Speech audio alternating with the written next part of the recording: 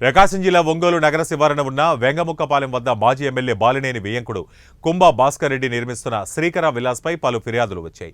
దీంతో మైనింగ్ అధికారులు, ఒంగోలు తహసీల్దార్ ఇరువురు విలాస్ను నిర్మిస్తున్న కట్టడాలపై తనిఖీలు నిర్వహించారు. సమాచారం తెలుసుకున్న ప్రతినిధులు విలాస్ వద్దకు పోగా విలాస్ సెక్యూరిటీ సిబ్బంది వారిని లోపలకు అనుమతించలేదు. పోలీసులు, మైనింగ్ అధికారులు, ఒంగోలు ఎంఆర్ఓ మాత్రమే లోపలికి వెళ్లి నిర్మాణాలను పరిశీలించారు. జిల్లా కలెక్టర్ ఆదేశాల మేరకే ఈ తనిఖీలు నిర్వహించినట్లు పోలీసులు తెలిపారు.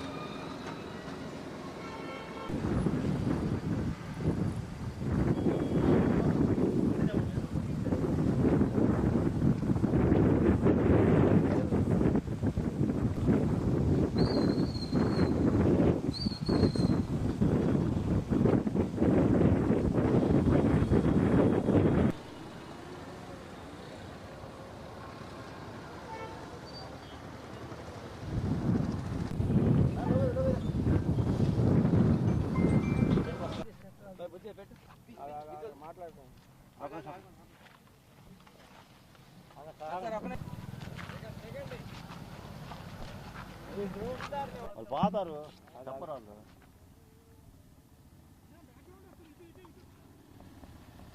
చెప్పానా బండి పోతాను వెనుకున్నట్లు